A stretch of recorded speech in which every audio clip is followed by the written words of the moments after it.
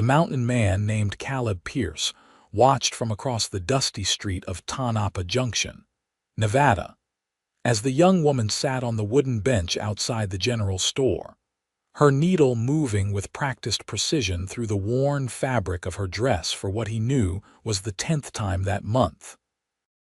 He had been observing her quietly during his trips down from the mountains, noticing how she made do with so little, how she wore the same faded blue dress that grew thinner with each passing week, how her fingers worked tirelessly to extend the life of something that should have been replaced long ago. The sight stirred something deep in his chest, a protectiveness he had not felt since before he retreated to the wilderness 5 years ago after his family's ranch burned down in 1878, taking his parents with it. Caleb was not a man who involved himself in town affairs anymore.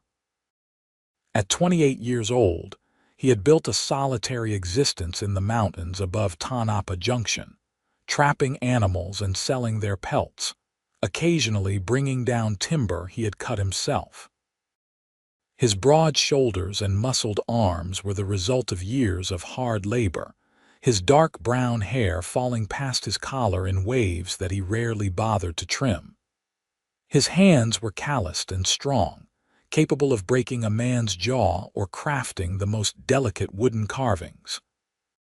People in town knew him by sight but rarely by conversation. He preferred it that way, or so he told himself.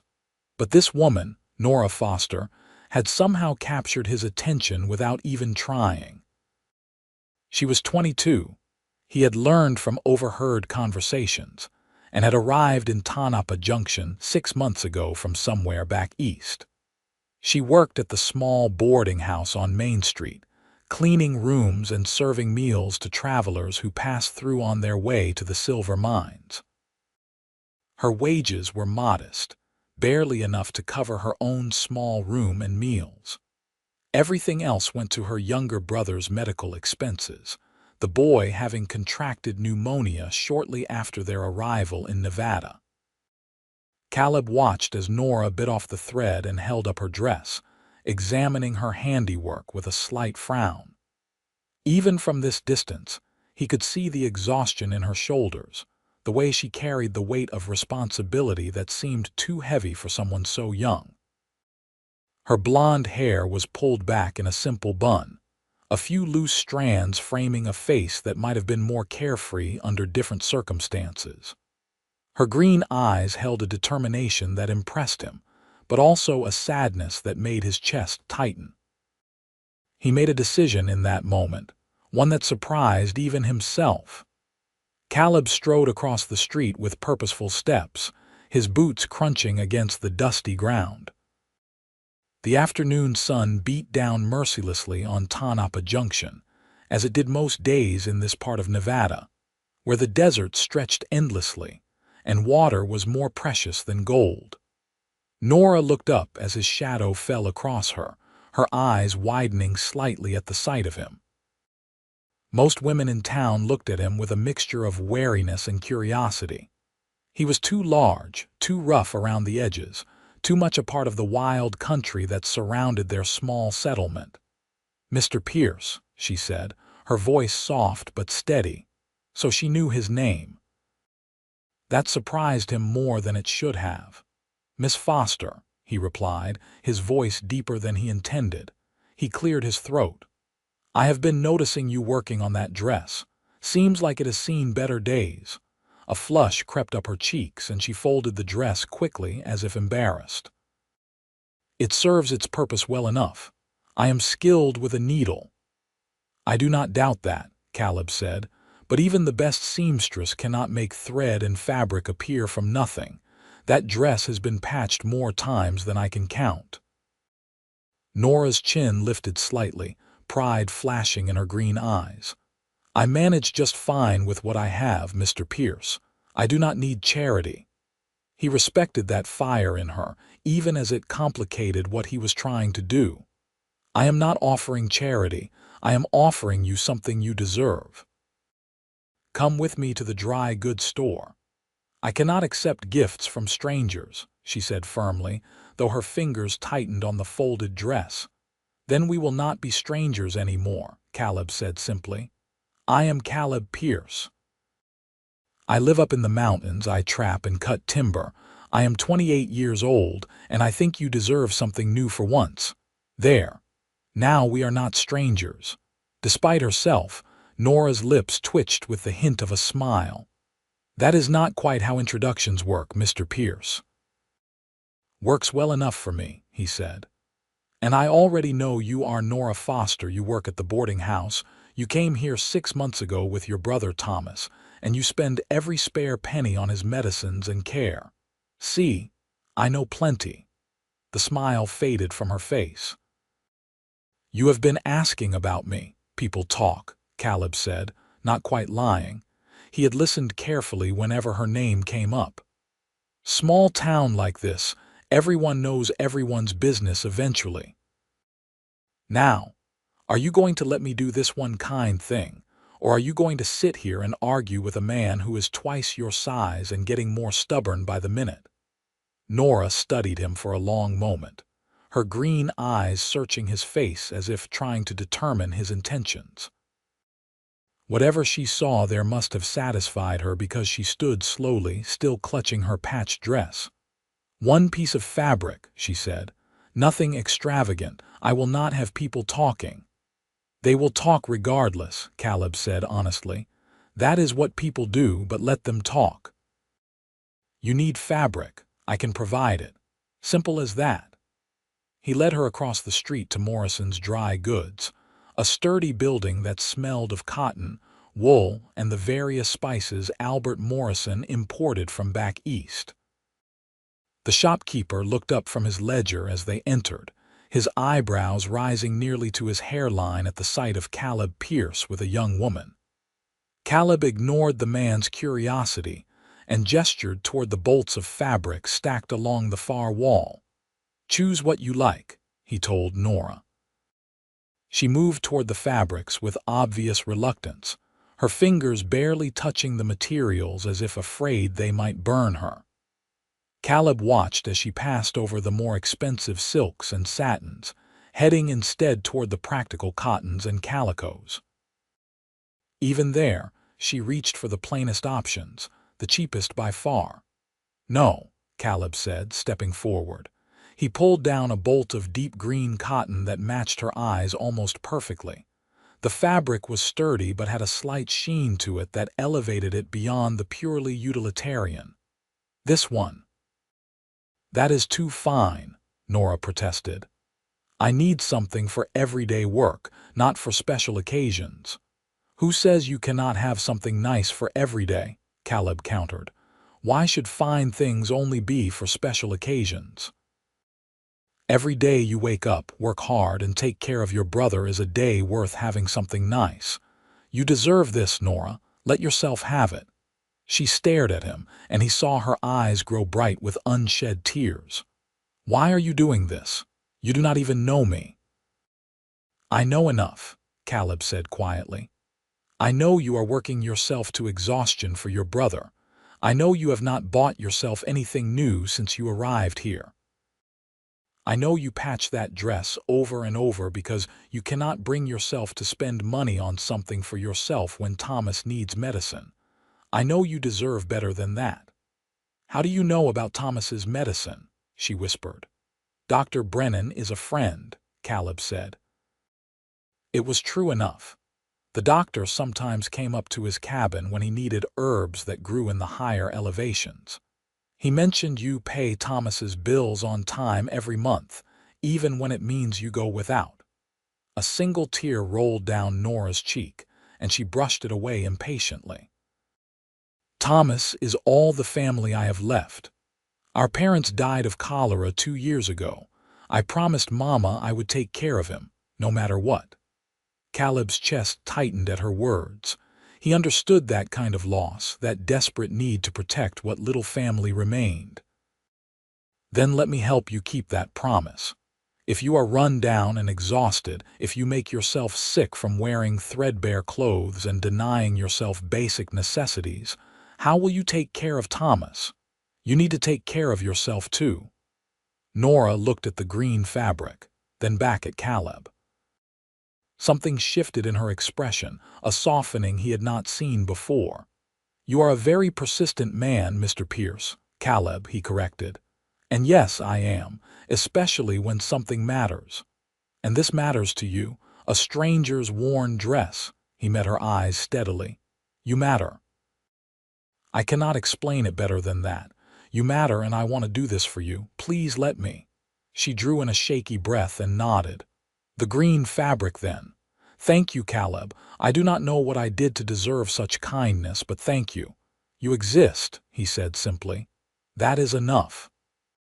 Caleb paid for 6 yards of the green fabric, enough for a complete dress with fabric to spare, and added 3 more bolts before Nora could protest. A cheerful yellow cotton, a practical brown calico, and a soft blue chambray that reminded him of summer skies. Albert Morrison's eyes grew wider with each selection, and Caleb knew the whole town would hear about this within hours. He did not care. "I cannot possibly accept all of this," Nora said, even as Albert began measuring and cutting the fabrics. "You can and you will," Caleb said. "Consider it payment." "For what?" He had not thought that far ahead, but an idea formed quickly. "For cooking lessons. I eat nothing but beans and salt pork up in my cabin. I could use some variety, and I understand you are an excellent cook." It was not entirely a lie. He had heard travelers at the boarding house praise the meals, and he truly was tired of his limited mountain fare. But more than that, it gave him an excuse to see her again, to make sure she was doing well, to be near her in a way that felt both terrifying and necessary. Nora's expression showed she suspected his motives were not entirely about cooking, but she did not argue further.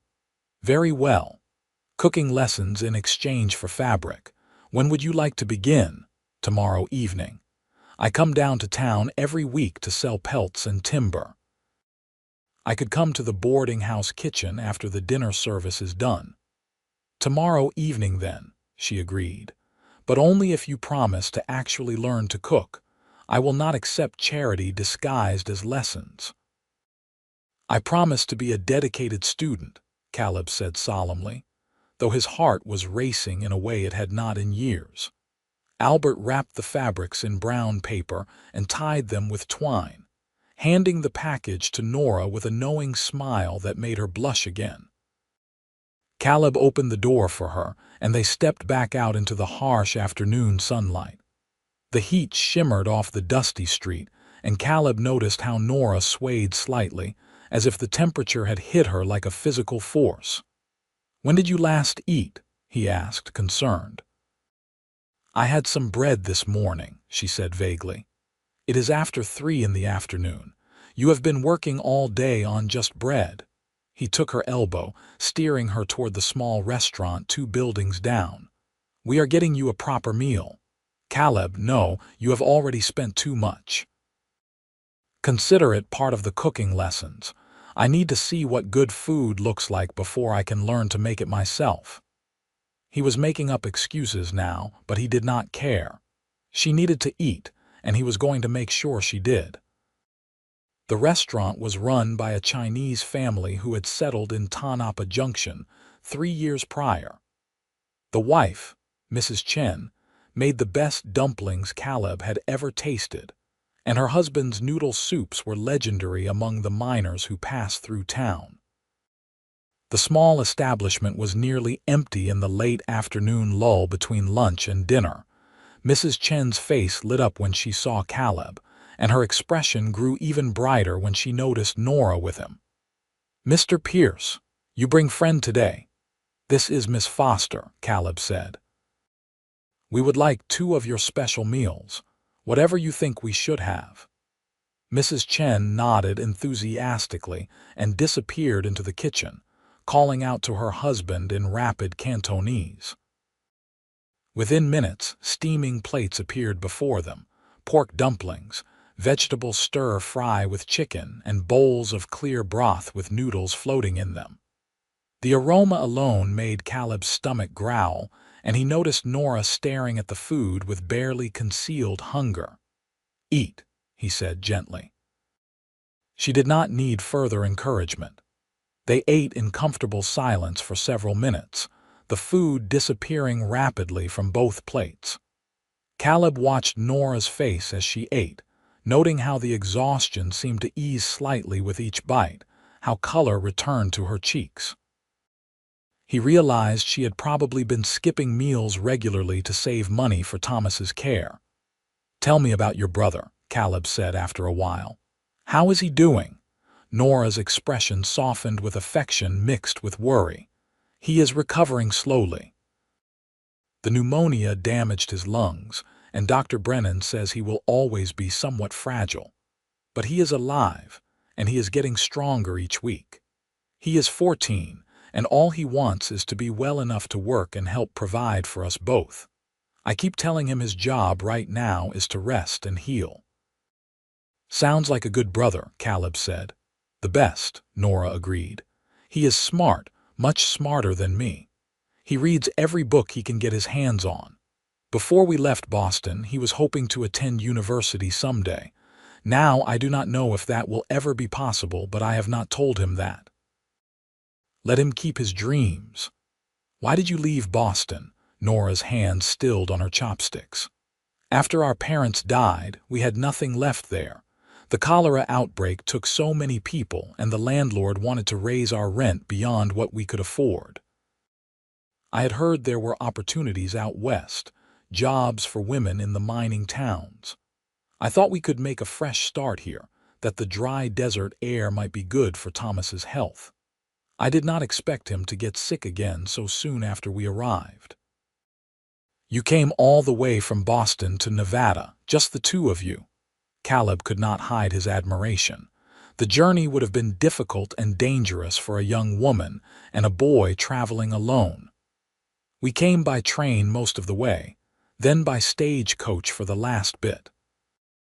It took all our savings, but I thought it would be worth it, and it has been mostly. Thomas is alive, we have a roof over our heads, and I have steady work. That is more than many people can say."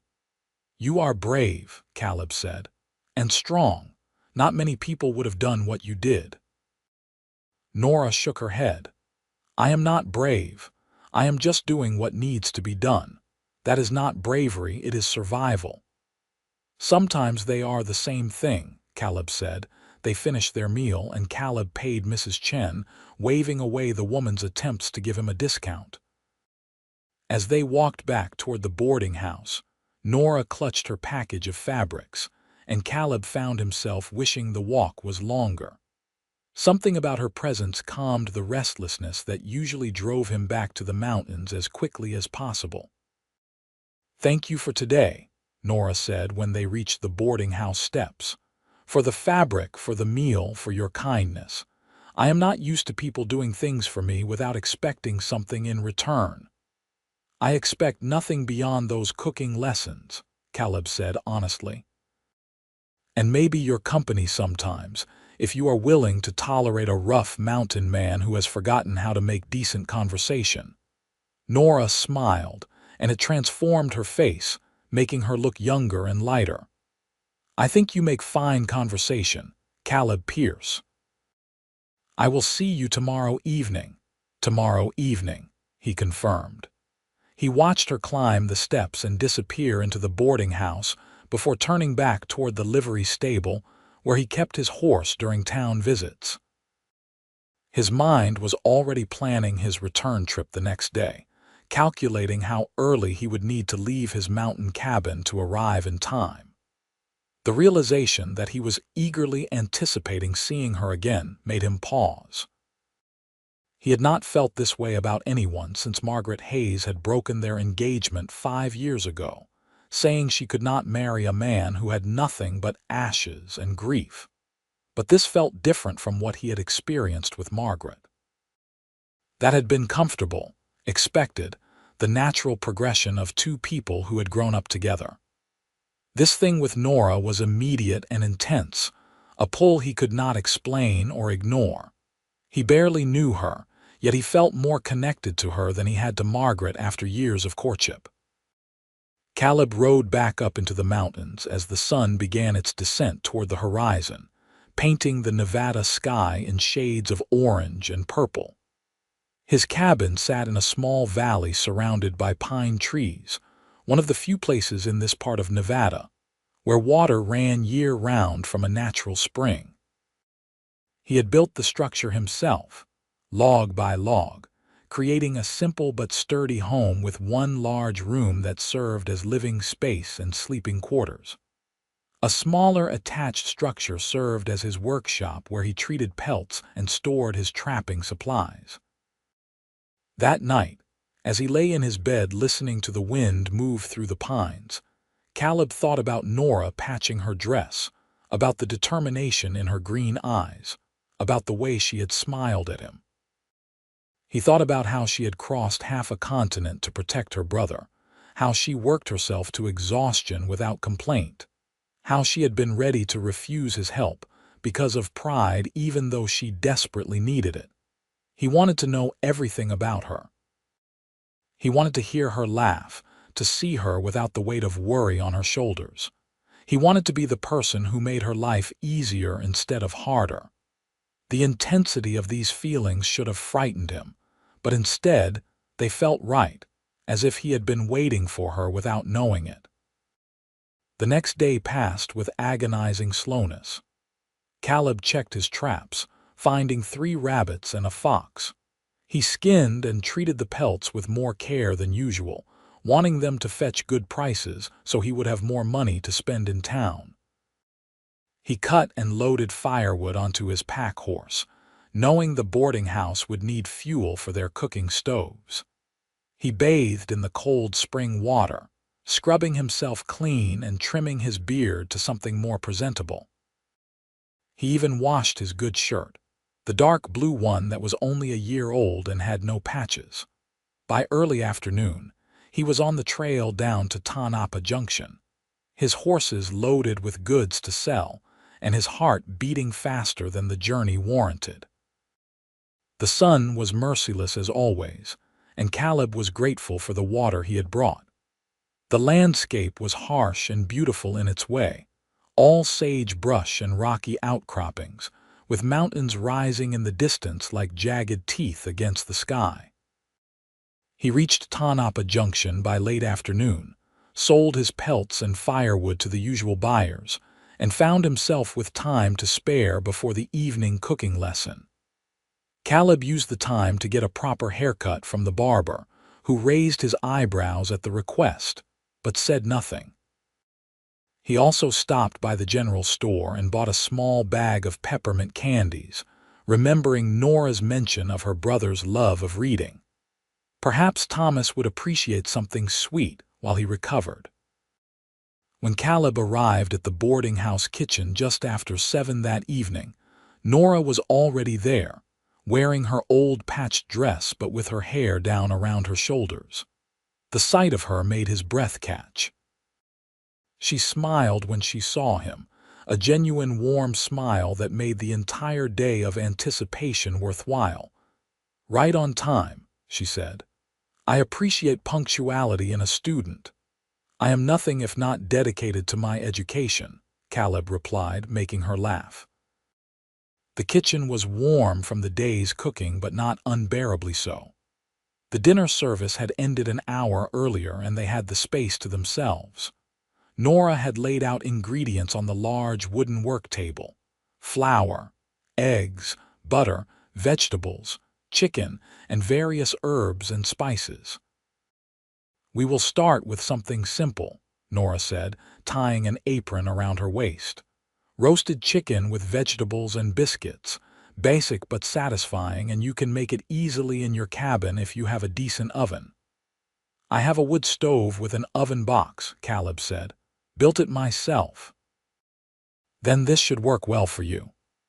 Nora moved around the kitchen with efficient grace, showing him how to prepare the chicken, which herbs to use, how to cut the vegetables into even pieces.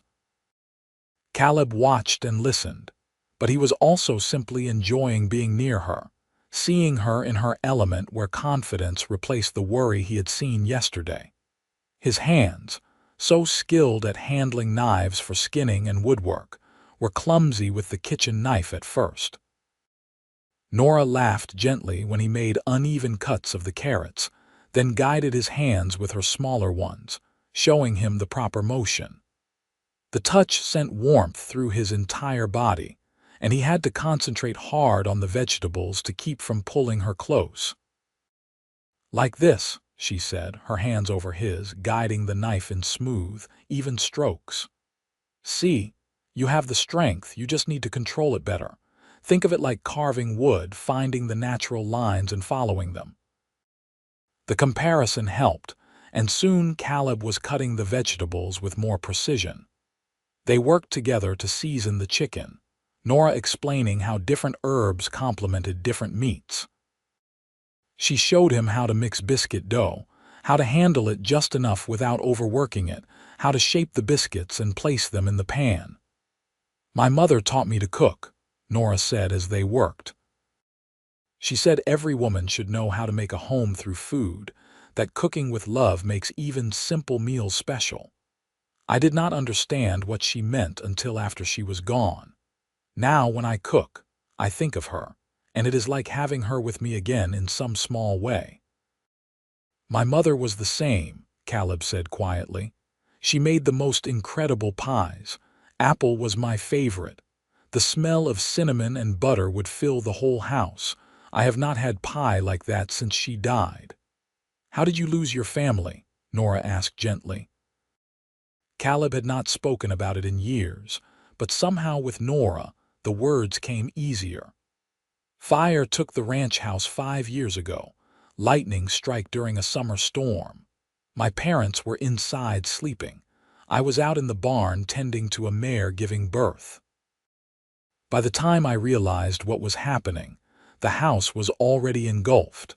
I tried to get to them, but the smoke and heat were too intense. I could hear my mother screaming, and I could not reach her." His hands had stilled on the biscuit dough, and he felt Nora's hand on his arm, offering comfort without words. "After that, I could not stay there. Everything reminded me of them, of what I had lost. I sold what was left, paid off the debts, and went up into the mountains. I told myself I just needed time to grieve, but months turned into years, and I realized I had been hiding from life instead of living it." "What changed?" Nora asked softly. Caleb looked at her, at the understanding in her green eyes, at the compassion that did not demand anything from him. "You did. Seeing you work so hard, sacrifice so much for your brother, face your grief and keep moving forward. It made me realize that hiding in the mountains was not what my parents would have wanted for me. They would want me to live fully, to find joy again, to build something meaningful." Nora's eyes glistened with tears. "I am honored to have had that effect on you, though I do not feel like I deserve such credit. Most days I am just trying to get through to the next day." "That is exactly why you deserve the credit," Caleb said. "You keep going even when it is hard. That takes more strength than people realize." They stood close together in the warm kitchen, the smell of roasting chicken beginning to fill the air. Caleb reached up slowly, giving Nora time to pull away if she wanted, and brushed a strand of blonde hair from her face. She did not pull away. Instead, she leaned slightly into his touch, her eyes closing briefly. "I should check the chicken," she whispered, but did not move. "You should," Caleb agreed, also not moving. The moment stretched between them, fragile and precious. Then the kitchen door banged open, and they stepped apart quickly as the boarding house owner, Mrs. Murphy, bustled in carrying a crate of dishes. "Oh, Miss Foster, I did not realize you were still here," the older woman said, her eyes taking in the scene with obvious interest. "And Mr. Pierce." "How nice." "Mr. Pierce is learning to cook," Nora explained, her cheeks flushed. "I am teaching him in exchange for the fabric he purchased for me yesterday." "How practical," Mrs. Murphy said in a tone that suggested she did not believe that was the only reason at all. "Well, do not let me interrupt. Just putting these dishes away." She took her time doing exactly that, clearly hoping to observe more of whatever was happening between them. Nora turned back to the stove with determined focus, checking the chicken and biscuits. Caleb stood awkwardly, aware that whatever moment they had been building was now thoroughly disrupted. Mrs. Murphy finally left, and Nora let out a breath. She means well, but she is the worst gossip in Tanapa Junction. By tomorrow morning, the entire town will have us married with children on the way. Would that be so terrible? Caleb asked before he could stop himself.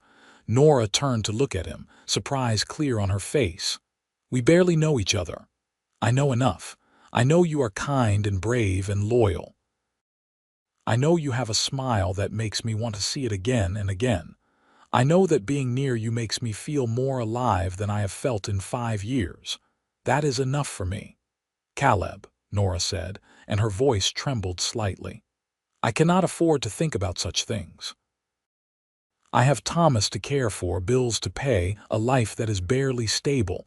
I cannot add complications to that, no matter how much I might want to. So you do want to? Caleb pressed gently. She closed her eyes. That is not fair. Life is not fair, Caleb said. But that does not mean we should deny ourselves happiness when it appears. I am not asking you to marry me tomorrow, Nora. I'm just asking you to let this, whatever this is between us, have a chance to grow. Let me help you with your burdens. Let me be someone you can rely on. And when you get tired of town life and go back to your mountain, what then? What if I told you I am ready to come down from that mountain for good? What if I told you I have been thinking about buying the old Miller property on the edge of town, the one with the small ranch house and barn? What if I told you I want to build a real life again, and I want you to be part of it? Nora stared at him, her green eyes wide. You are serious. I am completely serious. I have money saved from 5 years of trapping and selling timber. I have skills that could provide for a family. I have been existing up in those mountains, but I want to start living again, and I want to live with you if you will have me. This is too fast, Nora said, but she did not sound convinced. We met yesterday. Sometimes the heart knows things faster than the mind does, Caleb said. Mine knew the moment I saw you patching that dress for the 10th time, working so hard to make do with so little. It knew you were someone special, someone worth coming down from the mountain for. Tears spilled down Nora's cheeks now, and Caleb stepped forward, unable to stop himself from pulling her into his arms. She came willingly, her face pressing against his chest as she cried. He held her gently but firmly, one hand stroking her hair, murmuring quiet reassurances. I am so tired, she whispered against his shirt. I am so tired of being strong all the time, of carrying everything alone, but I am afraid to hope for more, afraid it will be taken away like everything else has been. I know, Caleb said into her hair. But you do not have to carry everything alone anymore. Let me help. Let me be strong for both of us sometimes. That is what people do when they care about each other. They share the burdens. Nora pulled back slightly to look up at him, her face wet with tears but also hopeful in a way that made his heart ache. I do care about you, Caleb. I do not understand how it happened so fast, but I do. You are unlike anyone I have ever known. You are kind without expecting anything in return. You see me, really see me, not just what I can do or provide. That means more than you know. Then give us a chance, Caleb said. Court properly if you prefer. Let me take you for walks, bring you flowers, meet your brother officially. We will do everything the right way. Take all the time you need to be certain. But please do not push me away because you are afraid. Nora nodded slowly. All right, we will court properly, but you should know that Thomas can be very protective of me. If he does not approve, that will be a problem. Then I will make sure he approves, Caleb said with more confidence than he felt. Winning over a protective 14-year-old boy suddenly seemed more daunting than facing a mountain lion. The chicken and biscuits finished cooking, and they ate together at the kitchen table, the food made more delicious by the emotions swirling between them. Nora told him more about her life in Boston, about her parents and their small but happy home, about Thomas's dreams and intelligence. Caleb shared stories from his youth on the ranch, about learning to ride before he could walk, about his father's patience teaching him carpentry and leatherwork. When they finally parted that evening, Caleb walked back to the boarding house stable where he had left his horses, his mind full of plans. He would look at the Miller property tomorrow, talk to the bank about purchasing it, start making concrete plans for a future that included Nora. The realization that he was already thinking in terms of forever with a woman he had known for 2 days should have been alarming, but it felt completely natural. Over the next 2 weeks, Caleb made the journey down from his mountain cabin to Tonopah Junction 4 times instead of his usual once weekly. Each visit included a cooking lesson that was really just an excuse to spend time with Nora, though he genuinely was learning to cook better.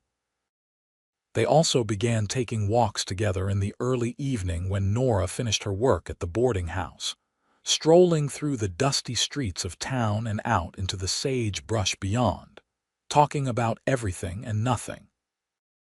Caleb learned that Nora's favorite color was actually purple, not green, because her mother had grown purple irises in their Boston garden. He learned that she sang while she worked, old hymns and folk songs in a clear, sweet voice. He learned that she was afraid of thunderstorms because of how her parents had died, that cholera had come during a summer of terrible storms, and now she associated thunder with loss. Nora learned that Caleb could carve almost anything from wood, that he made small animal figurines in the long mountain winters, and gave them to the doctor's children when he came to town. She learned that he read voraciously, borrowing books from anyone who would lend them, that his favorites were adventure stories set in faraway places he knew he would never see. She learned that despite his size and strength, he was gentle with all living things, that he refused to trap more animals than he needed, that he once spent 3 days nursing an injured hawk back to health before releasing it. On his 3rd visit, Caleb brought the bag of peppermint candies for Thomas and met Nora's brother officially. The boy was pale and thin, but had his sister's green eyes and the same determined chin. He regarded Caleb with suspicion from his bed in the small room Nora rented at the boarding house. "Nora says you are teaching her to be a mountain woman," Thomas said, his voice slightly wheezy. Caleb could not help but smile. "Other way around. She is teaching me to be civilized. I am not sure it is working, but she is trying." Despite himself, Thomas smiled. "Nora is the best cook I know. If you cannot learn from her, you are hopeless." "Agreed," Caleb said. He held out the bag of peppermints. "She mentioned you like to read. I thought you might enjoy something sweet while you work your way through books." Thomas's eyes lit up as he accepted the candy. "Thank you, Mr. Pierce." "That is very kind. Call me Caleb. And I heard you are hoping to attend university someday. What would you study?" The boy's face became animated despite his physical weakness. "Engineering, I think. I want to design bridges and buildings, structures that will last for generations." "Is that foolish? For someone like me to have such dreams?" "Not foolish at all," Caleb said firmly. "Smart as you are, you could do anything you set your mind to. The world needs more people who dream big and work hard to make those dreams real." They talked for nearly an hour about Thomas's interests, about books they had both read, about the growing towns across the West and the infrastructure they would need. Caleb found himself genuinely enjoying the conversation, impressed by the boy's quick mind and thoughtful observations. He could see why Nora was so devoted to her brother. Thomas was special, someone worth sacrificing for. When Caleb finally left the room, Nora was waiting in the hallway. "He likes you," she said with obvious relief. "I can tell. He does not talk that much with people he is wary of." "He is a good kid," Caleb said. "Smart as a whip. You should be proud of him." "I am," Nora said. "I just hope I can give him the opportunities he deserves." "We will," Caleb said, then corrected himself. "You will, I mean if you want help I am offering, but I do not want to presume." Nora took his hand, a bold gesture given they were standing in the boarding house hallway where anyone could see. "I like that you said we first. I am starting to think in terms of we as well, even though I probably should not yet." "Why should you not?" "Because it has only been 2 weeks, and proper courtships last months or even years." "Who decides what is proper?" Caleb asked. "We know what we feel. Why wait just because some arbitrary rule says we should?" "You are very unconventional for a mountain man," Nora said, but she was smiling. "And you are very practical for someone who crossed half a continent on faith and determination," Caleb countered. "Maybe we balance each other out." On his 4th visit, Caleb took Nora to see the Miller property he was considering purchasing. The ranch house was small but solidly built, with 2 bedrooms, a large kitchen and living area, and a covered porch that faced west toward the mountains. The barn was in good repair, and there were several outbuildings that could be converted for various uses. The land itself covered 40 acres, including a creek that ran year-round, a rarity in this part of Nevada. "It is perfect," Nora breathed, standing on the porch and looking out at the property. "You could keep horses here, maybe some cattle." "The land near the creek could support a vegetable garden, and the house is lovely, Caleb. It needs some work, but the bones are good." "I am glad you like it," Caleb said, "because I am buying it. I made an offer to the bank this morning and they accepted. It will be mine by the end of the month." Nora turned to him, her expression a mixture of joy and trepidation. "You are really leaving the mountains then? You are sure?" "I am sure," Caleb said. He took both her hands in his. "I am done hiding from life. I want to build something here, something permanent. I want a home, a family, a future. And I want all of those things with you, Nora Foster, if you will have me." "We have known each other for 2 weeks, Nora said, but her protest was weak. 17 days, Caleb corrected. "And I have been more certain of you with each one. I love you, Nora. I know it is fast, and I know it is unconventional, but it is true. I love your strength and your kindness, your loyalty to your brother, the way you patch your dress instead of giving up on it. I love how you sing while you work and how you explain cooking techniques with such passion. I love the way you look at me like I am someone worth knowing, not just a rough mountain man to be avoided." Tears were streaming down Nora's face again, but she was smiling through them. "I love you too. I have been afraid to say it, afraid it was too soon or too foolish, but I do. I love how gentle you are despite your size, how you see what people need and provide it without making them feel small. I love that you listen when I talk about Thomas, that you took time to get to know him instead of seeing him as an obligation. I love that you are building a life instead of just existing. I want to be part of that life, Caleb. I want it more than I have wanted anything." Caleb pulled her close and kissed her for the first time, a gentle kiss that tasted of salt from her tears and hope for their future. Nora's arms wrapped around his neck, and she kissed him back with equal passion. They stood on the porch of what would become their home, holding each other as the Nevada sun beat down and a dry wind rustled through the sage brush. When they finally pulled apart, both were breathless and smiling. "Will you marry me, Nora Foster?" Caleb asked. "I know it is fast, and I know you deserve a long courtship and a proper proposal with a ring and all the things that go with it. But I cannot wait. I want to start our life together now." I want to wake up every morning knowing you are mine and I am yours. Marry me, and let me spend the rest of my life making sure you never have to patch that dress again, making sure you always have something new, something beautiful, something that reflects how extraordinary you are." "Yes," Nora said without hesitation. "Yes, I will marry you, Caleb Pierce. Yes to all of it." They kissed again, longer this time, and when they broke apart, Caleb was already making plans. "We should tell Thomas first, get his blessing properly, then we can make arrangements. The circuit preacher comes through Tanapa Junction once a month. He is due back in 2 weeks. Would that be too soon?" "It is perfect," Nora said.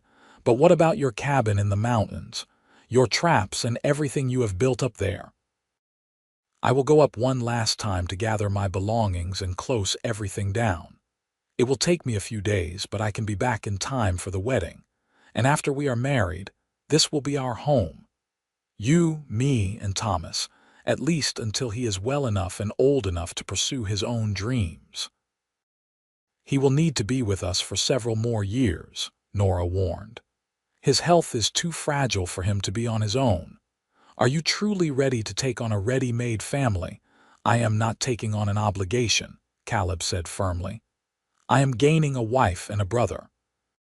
Thomas is part of you, which makes him part of me now.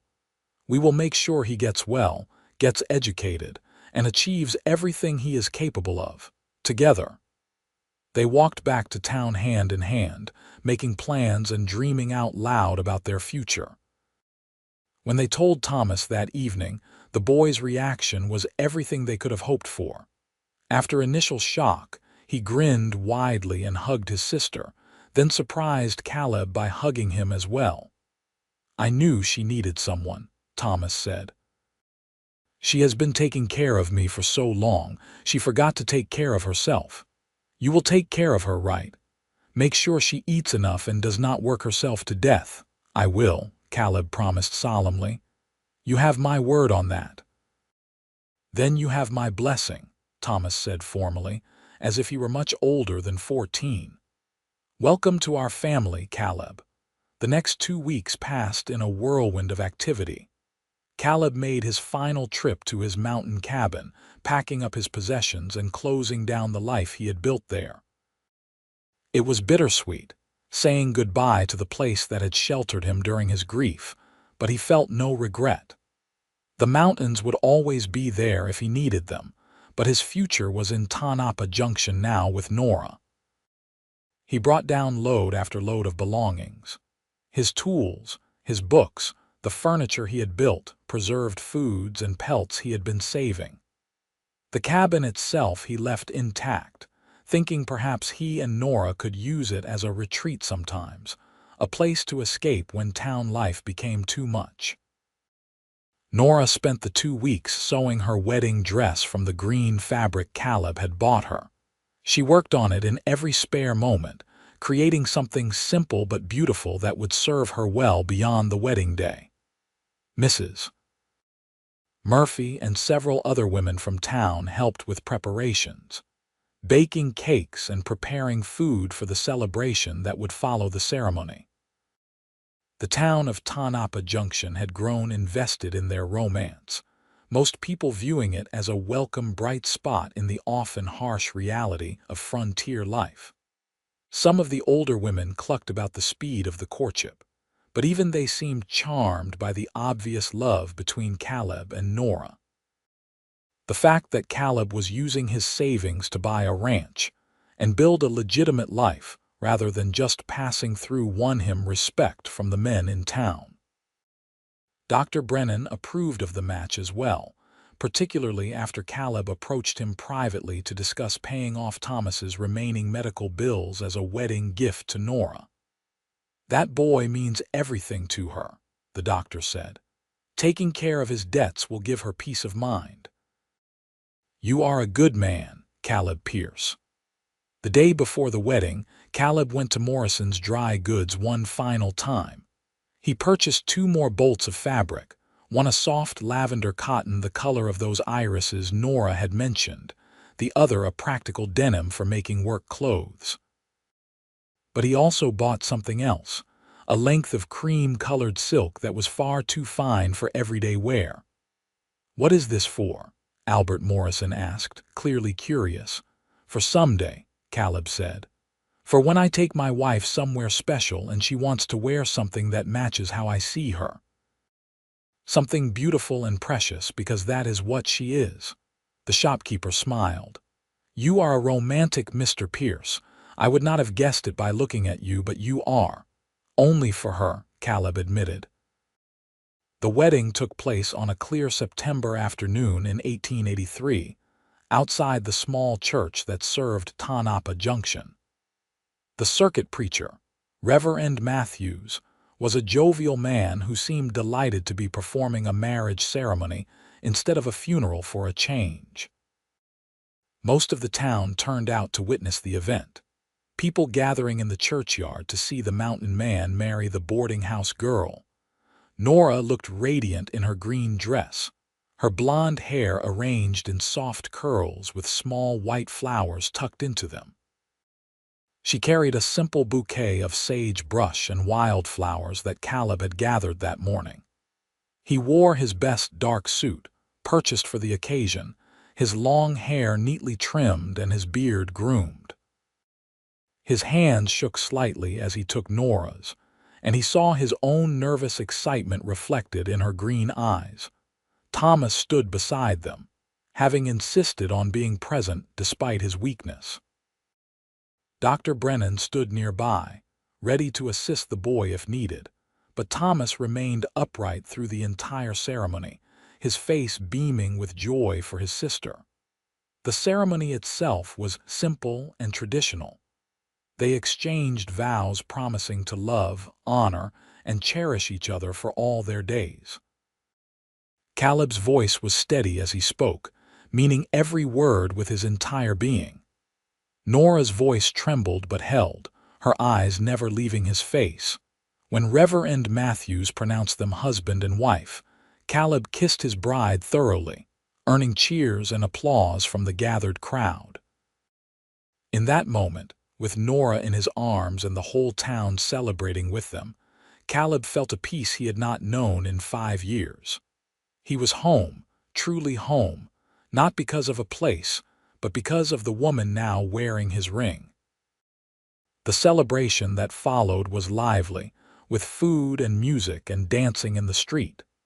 Caleb danced with his wife, his strong arms guiding her through steps she half knew while they laughed at his clumsiness. He danced with Mrs. Murphy and Mrs. Chen and several other town women who wanted to congratulate him personally. But mostly he stayed close to Nora, unwilling to be separated from her for long. As evening approached, they left the celebration and walked to the Miller Ranch, which was now officially their home. Caleb had spent the previous week working on the house, cleaning it thoroughly and making repairs. He had installed new curtains in the windows, brought in furniture from his cabin, and stocked the kitchen with supplies. Their bedroom had a new quilt on the bed, made by the Quilting Circle as a wedding gift, and fresh wildflowers in a vase on the dresser. Nora walked through the house slowly, taking in every detail. When she reached the bedroom, she turned to Caleb with tears in her eyes. "This is really ours. This home, this life, this future, all of it," Caleb confirmed. "Ours together." That night they came together as husband and wife, Caleb gentle and patient with Nora's inexperience, showing her with his body what his words had been saying for weeks. They loved each other thoroughly, taking their time to learn what pleased the other, creating an intimacy that went far beyond the physical act. Afterward, they lay tangled together in the darkness, talking quietly about their hopes and dreams. "I want to give you everything," Caleb said, his fingers tracing patterns on her bare shoulder. "Everything you have done without, everything you deserve. I want to make sure you never have to choose between your needs and Thomas's needs.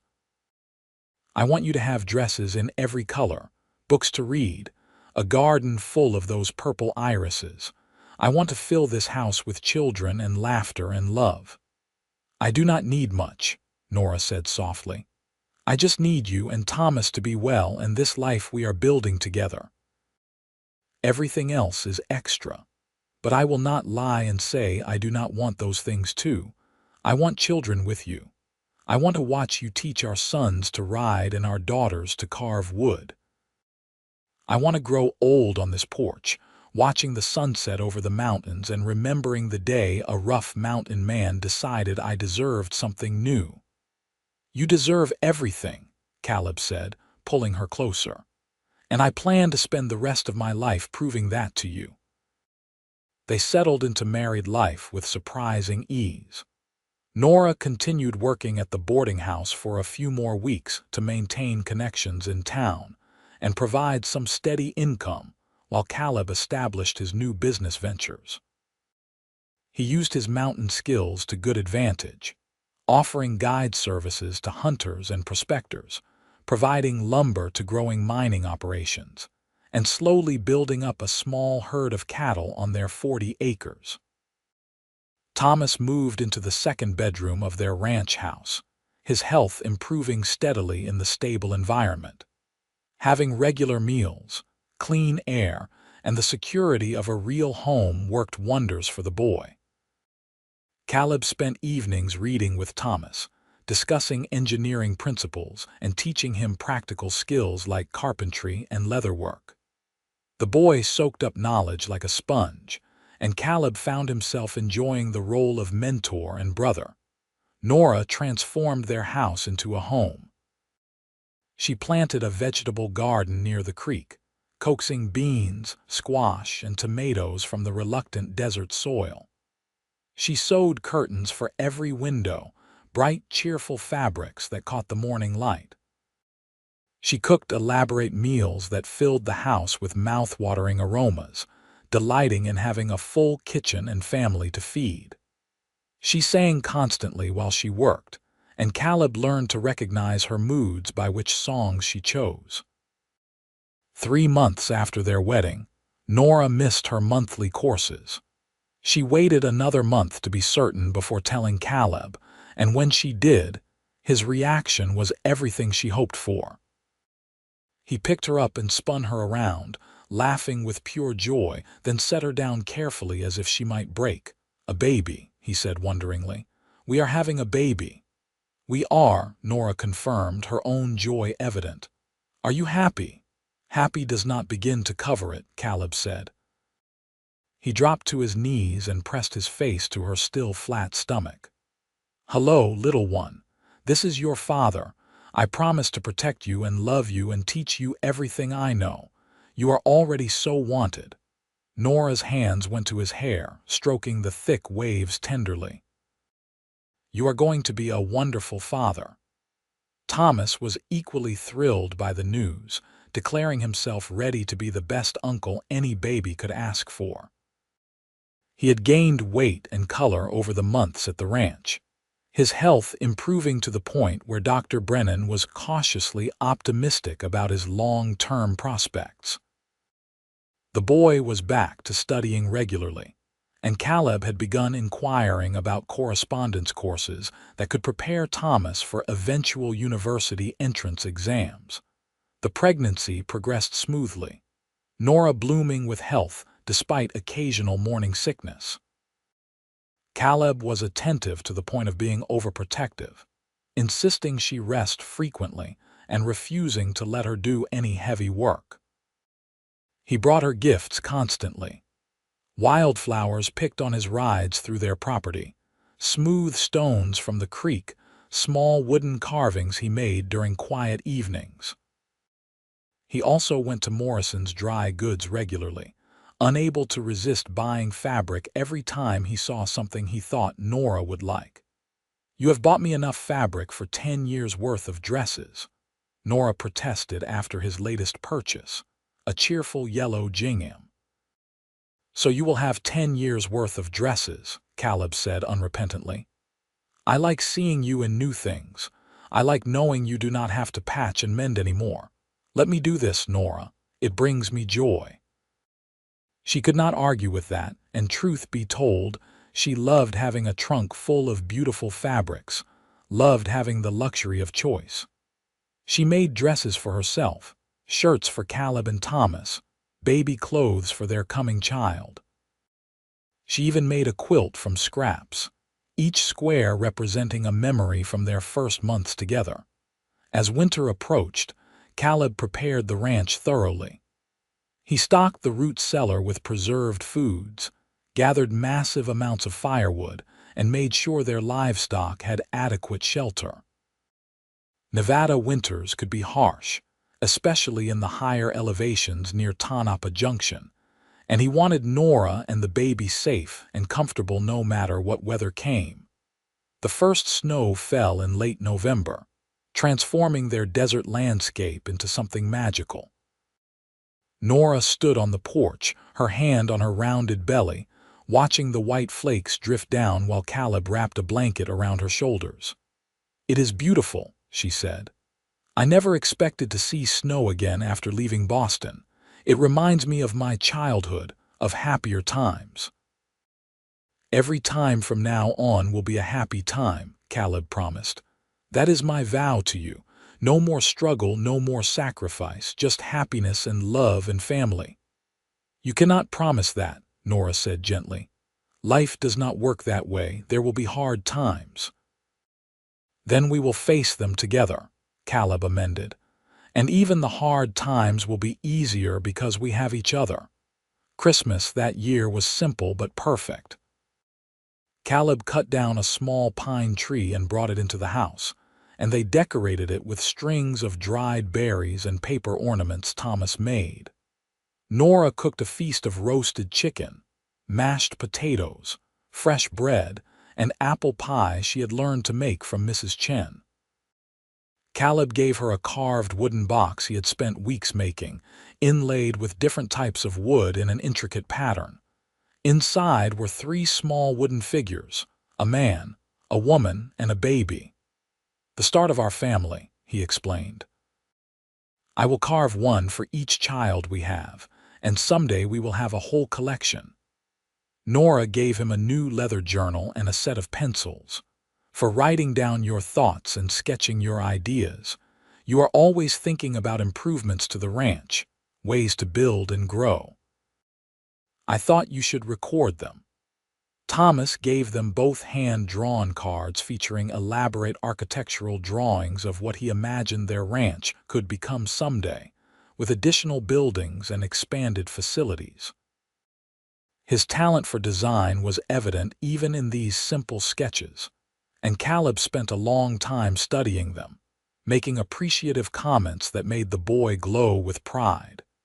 The baby came in early June 1884, during a hot afternoon that had Nora pacing the house restlessly. Dr. Brennan arrived when the labor started in earnest, along with Mrs. Murphy and Mrs. Chen to assist.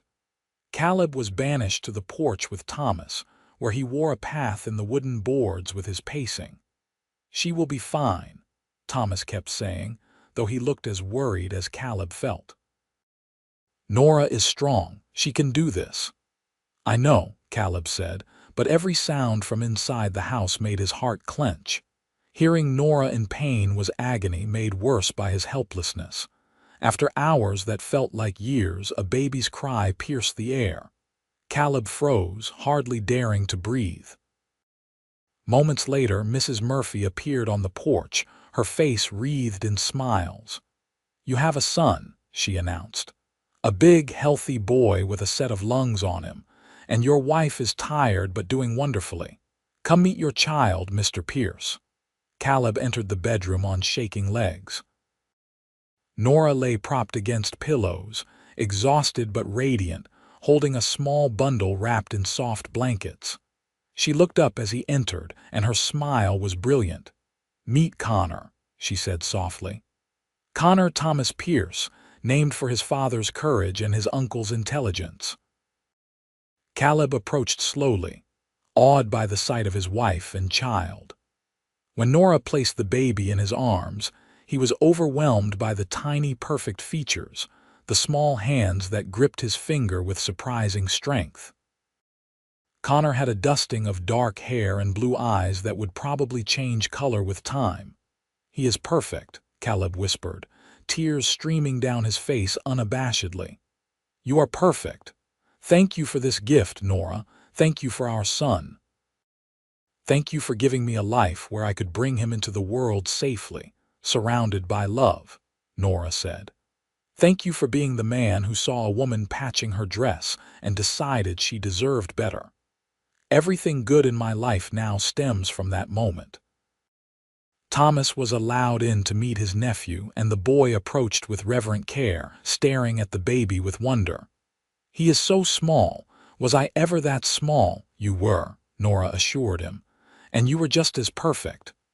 "I am going to be the best uncle," Thomas declared. "I am going to teach him everything when he is old enough. How to read and think and dream big." "I have no doubt," Caleb said, shifting the baby carefully so Thomas could see him better. They spent the evening as a family. The five of them crowded into the bedroom since Nora needed rest, talking quietly and planning the future. Dr. Brennan checked on both mother and child before leaving, pronouncing them both healthy. Mrs. Murphy and Mrs. Chen prepared food and tidied the house before departing with promises to visit soon. As darkness fell and Thomas retreated to his own room, Caleb lay carefully beside Nora on the bed, Connor sleeping in a cradle nearby. "I cannot believe he is ours," Caleb said, watching the baby's chest rise and fall steadily. "Believe it," Nora said, her head on his shoulder. "We made him, you and I. We made this life, this home, this family. We took broken pieces and built something whole and beautiful." "You did that," Caleb corrected. "You were the one patching and mending, making something from nothing. I just gave you better materials to work with." "No," Nora said firmly. "You gave me hope. You gave me partnership. You gave me love when I had forgotten what that felt like. The materials are nice, but you are what made the difference." They lay together in comfortable silence, listening to their son breathe, feeling the peace of their life together. Outside, the Nevada night was full of stars, the desert cooling rapidly after the day's heat. Somewhere in the darkness, a coyote called and another answered. The sounds of the wild country that Caleb had known for so long, but now they were background to a different kind of life, one filled with domesticity and family and the quiet joy of belonging. Connor grew quickly, a happy baby who smiled early and often. Caleb was a devoted father, spending hours playing with his son, carrying him around the ranch to show him everything, talking to him constantly even though the baby was too young to understand. Nora would watch them together and feel her heart swell with love for both of them. Thomas thrived in his role as uncle, helping with the baby whenever he could, reading to Connor before bed, even though the child was too young to comprehend the stories. The boy's health continued to improve, and by Connor's first birthday, Thomas was strong enough to help with ranch work, learning cattle management and horse training from Caleb. When Connor was 18 months old, Nora discovered she was pregnant again. This pregnancy was slightly more difficult, with worse morning sickness and more fatigue, but she was happy nonetheless. Caleb was even more protective this time, having seen what childbirth entailed, and he hovered constantly until Nora had to shoo him away so she could work. Their daughter, Catherine Rose Pierce, was born in early spring of 1886, a tiny perfect thing with blonde hair like her mother and gray eyes that matched neither parent. She was calmer than Connor had been, a peaceful baby who nursed contentedly and slept well. Connor was fascinated by his baby sister, wanting to help with everything, though at not quite 2 years old, his help was more enthusiasm than actual assistance. The ranch prospered as Caleb's reputation for quality livestock and fair dealing spread. He expanded their cattle operation and added horses, breeding stock that was in high demand among ranchers and the military alike. Thomas, now 16 and healthy, was invaluable help, having revealed a natural talent for working with animals. Caleb made sure Thomas continued his studies as well, bringing in tutors when possible and ordering advanced textbooks from back east. He had put aside money specifically for Thomas's education, determined that the boy would have his chance at university when the time came. In the summer of 1887, Thomas received acceptance to the engineering program at the University of California in Berkeley. The news brought mixed emotions. Everyone was proud and excited for him, but Nora struggled with the idea of her brother being so far away, even knowing this was exactly what he needed. "You raised him well," Caleb told her as they prepared for Thomas's departure. "You kept him alive when he could have died, gave him opportunities when you had none yourself. Now you have to let him fly." "I know," Nora said, tears streaming down her face. "I know he needs this, but he has been my responsibility for so long I do not know how to let go." "You are not letting go," Caleb said, pulling her close. "You are giving him space to become who he is meant to be. There is a difference, and he will come back to visit. Berkeley is not the moon." Thomas's departure was tearful but also joyful. He hugged Nora tightly, thanking her for everything she had sacrificed for him. He shook Caleb's hand solemnly, then pulled him into a hug as well. "You saved us both," he told Caleb. "Nora was drowning trying to keep us afloat, and you threw her a lifeline. I will never forget that." "Take care of yourself and make us proud," Caleb said gruffly, uncomfortable with such emotional displays but touched nonetheless. "And write to your sister regularly. She will worry otherwise." Thomas did write, long letters describing his classes and new friends, the wonders of San Francisco and the challenges of university life. He came home for Christmas that first year, full of stories and ideas, sketching plans for a bridge he was designing as a class project. Nora hung his sketches on their wall with pride. Life settled into a comfortable rhythm over the next few years. Connor and Catherine grew from babies to children, filling the ranch house with noise and laughter. Connor was bold and adventurous like his father, always climbing things he should not and getting into minor scrapes. Catherine was thoughtful and creative, spending hours drawing pictures and making up elaborate stories. In 1889, Nora gave birth to twin boys, Matthew and Marcus, who inherited their father's size and their mother's blonde hair.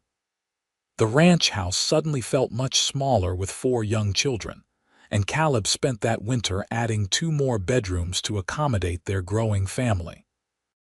"We are going to need to build a second house at this rate," Nora joked as she watched him work on the expansion. "I will build you 10 houses if we need them," Caleb said, not entirely joking. "Though perhaps we should slow down on adding children for a bit. I want to make sure we can provide for the ones we have." They did slow down, focusing on raising their children and expanding the ranch. Thomas graduated from university in 1891 with top honors and was immediately hired by a prestigious engineering firm in San Francisco. He came home to visit when he could, always bearing gifts for his nieces and nephews, always eager to hear about ranch life even as he pursued his very different career. Connor announced at age 10 that he wanted to be a rancher like his father, a declaration that made Caleb's chest swell with pride. Catherine, at 9, was equally firm that she wanted to be an artist, spending every spare moment drawing and painting. The twins, just 5 years old, were still figuring out who they wanted to be, but they showed signs of their uncle's intellectual curiosity. In the spring of 1894, Caleb came in from working the cattle to find Nora on the porch, patching a pair of Connor's pants that had torn at the knee. She was singing softly to herself, that same clear voice he had fallen in love with years ago, and the sight of her made him stop and simply watch for a moment. She looked up and caught him staring and smiled. "What are you looking at?" "My wife, patching clothes on a sunny afternoon," Caleb said, climbing the steps to sit beside her. "Reminds me of the first time I noticed you, sitting outside Morrison's store with your needle and thread." "I am still patching things," Nora said with a laugh. "Some things never change." "Children are remarkably hard on clothes." "True," Caleb said. "But the difference is now you are patching by choice, not necessity. You have a trunk full of fabric upstairs. You could make Connor new pants anytime you want. But you are mending these because they have life left in them, not because you cannot afford new ones." Nora set down her sewing and took his hand. "You know what I think about sometimes? I think about that day you walked across the street and told me I deserved something new. I think about how my life changed in that moment, how one person's kindness opened up a whole world of possibility. I think about where I would be if you had not noticed me, had not cared enough to do something about it." "I could not care," Caleb said simply. "Seeing you work so hard, sacrifice so much, it called to something in me. I had been hiding from life, and you were fighting for it with everything you had. You inspired me to fight too, to come down from that mountain and build something real again." "We built it together," Nora said. "That is what I treasure most. Not the ranch or the house, or even the children, though I love all of those things. I treasure the partnership we have, the way we face everything together. You really meant it when you said I would never have to carry burdens alone again." "I always mean what I say to you," Caleb said, lifting her hand to his lips. "Every promise, every vow, every declaration of love, all of it true, all of it forever." They sat together on the porch as the afternoon sun painted the sky in shades of gold and orange, watching their children play in the yard. Connor was teaching the twins to rope fence posts, his technique still clumsy but improving. Catherine sat under a tree with her sketchbook, drawing the scene before her. "We should go to San Francisco someday," Nora said suddenly. "Take the children to visit Thomas, see the city, show them there is a world beyond Tonopah Junction and this ranch." "I would like that," Caleb said. "We could take the train, make a real trip of it. The kids would love seeing their uncle's bridges and buildings." "Next summer then," Nora decided. "When school is out and the ranch work is lighter, it will be our family adventure." They did make that trip in the summer of 1895, taking the train west to San Francisco. The children were amazed by the journey, pressing their faces to the windows to watch the landscape change from desert to mountains, to the lush green of California. Thomas met them at the station, now 26 years old and successful, engaged to be married to a woman named Sarah who taught literature at a women's college. The 2 weeks they spent in San Francisco were magical. Thomas showed them the bridges he had helped design, buildings that bore his engineering stamp. They visited museums and parks, ate at restaurants serving food from around the world, watched ships come into the harbor. Catherine spent hours at the art museum, studying paintings with an intensity that suggested she had found her calling. Connor was less impressed by the city, clearly missing open spaces and livestock, but even he enjoyed the trolley cars and the fascinating machinery that powered them. On their last evening in San Francisco, Thomas hosted a dinner at his townhouse. Sarah proved to be delightful, clearly in love with Thomas and charmed by his sprawling family.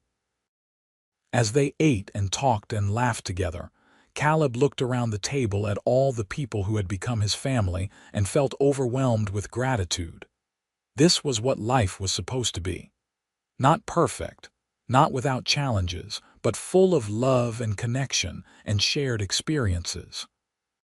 He thought about his younger self, grieving alone in a mountain cabin, convinced he was meant for solitude. That man would have been amazed to see this future, would have hardly believed it possible. After dinner, Nora and Caleb walked along the waterfront while Thomas and Sarah entertained the children. The evening was cool, fog rolling in from the ocean, and Nora pulled her shawl tighter around her shoulders. Caleb wrapped his arm around her, pulling her close to his warmth. "Thank you for this," Nora said quietly. "For all of this. The trip, the family, the life. I never dreamed I could be this happy." "You deserve all of it and more," Caleb said. "I told you that first day you deserve something new always. Not just fabric and dresses, though I still like buying you those. You deserve experiences and adventures and joy. You deserve to live fully, not just survive." "So do you," Nora said, turning to face him. "You deserve to be happy, to have family, to love and be loved. I hope you know that. I hope you have forgiven yourself for not being able to save your parents, for the years you spent alone. That was not wasted time, Caleb. That was healing time, time you needed to become the man who could love me and our children so completely."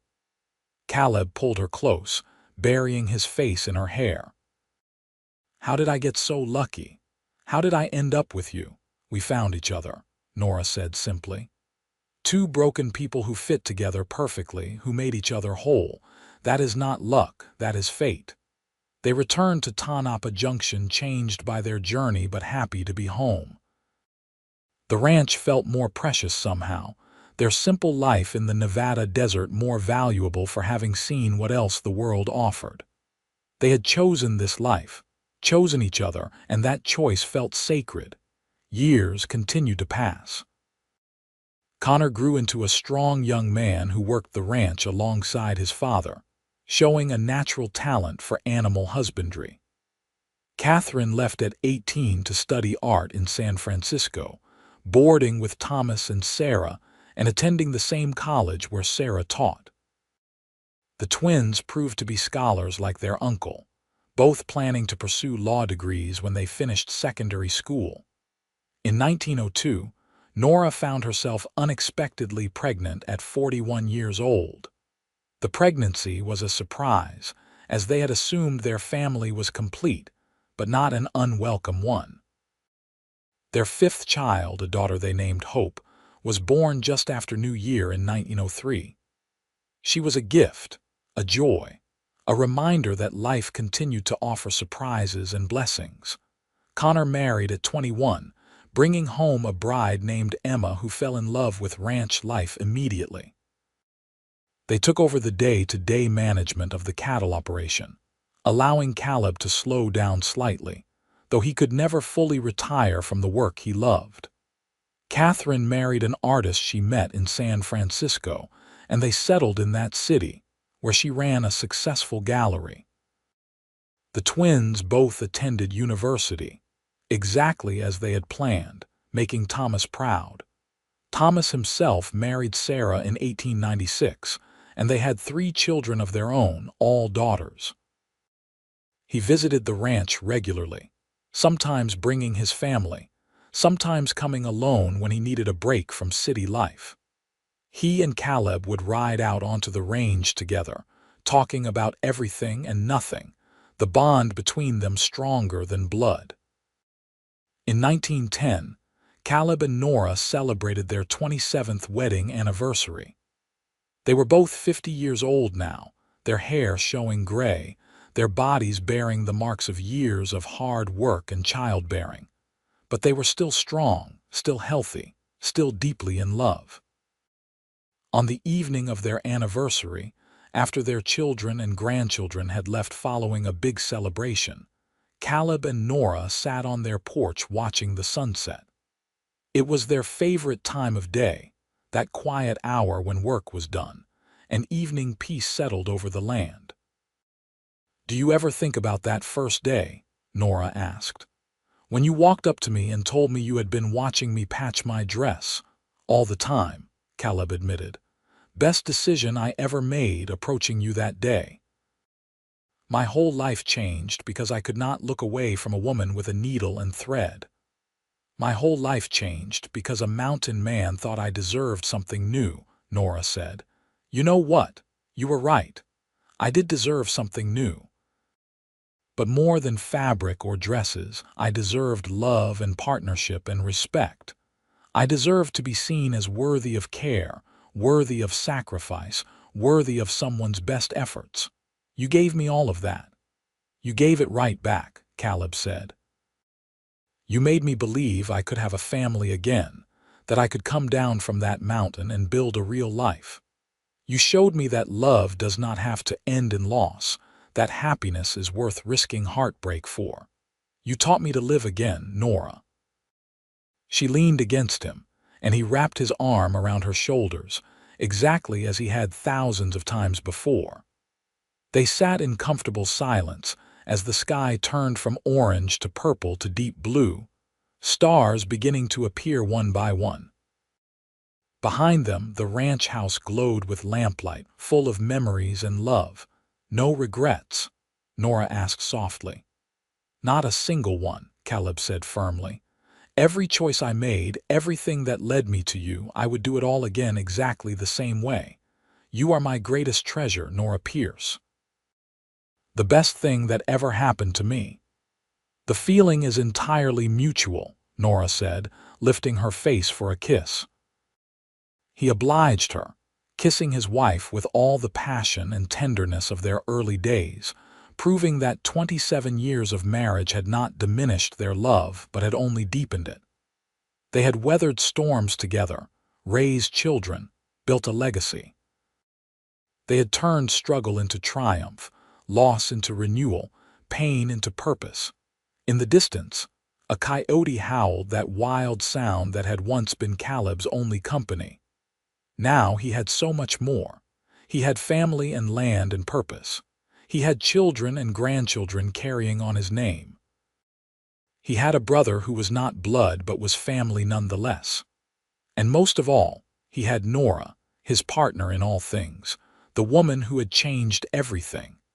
As they finally rose and went into their home together, Caleb glanced back at the mountains where he had once hidden from the world. They stood unchanged, eternal and beautiful in their wildness. But he did not miss that solitary life. He had found something better, something more meaningful. He had found love, and that had made all the difference. Inside the house, Nora moved to the trunk where she kept her fabrics. Over the years, Caleb had filled it to overflowing with every color and type of material imaginable. She pulled out that first green cotton he had bought her, the fabric from her wedding dress. She had saved a large piece of it, too precious to use for anything ordinary. I think I will finally use this, she said, holding it up to the lamplight. I want to make a quilt, a special one that tells our story. Green for my first dress, blue for the chambray you bought that same day, purple for those irises you had planted for me in the garden, yellow for the sunshine you brought into my life. All the colors of our love story stitched together. That sounds perfect, Caleb said, coming to stand beside her. Though we will need a very large quilt to hold all 27 years of love. Then I will make a very large quilt, Nora said, smiling up at him. I have plenty of fabric after all. My husband keeps buying it for me, telling me I deserve something new always. Smart man, your husband, Caleb said, pulling her close. The smartest, Nora agreed. He saw a woman patching her dress and decided she deserved better. He gave her not just new fabric, but a new life. He loved her when she had nothing to offer but hope and determination. He built a home with her, raised a family with her, grew old with her. Yes, my husband is definitely the smartest man I know. And also the luckiest, Caleb added. Do not forget that part. They stood together in the warm lamplight of their home, surrounded by the evidence of their life together, holding each other close. Outside, the Nevada night was full of stars, the desert stretching endlessly in all directions. But here, in this house they had built together, there was only warmth and light and love. The mountain man who had seen a woman patch her dress for the 10th time had bought her fabric and told her she deserved something new always. But he had given her so much more than fabric. He had given her himself, completely and forever, and she had given him the same gift in return. It was, they both agreed, more than enough. It was everything.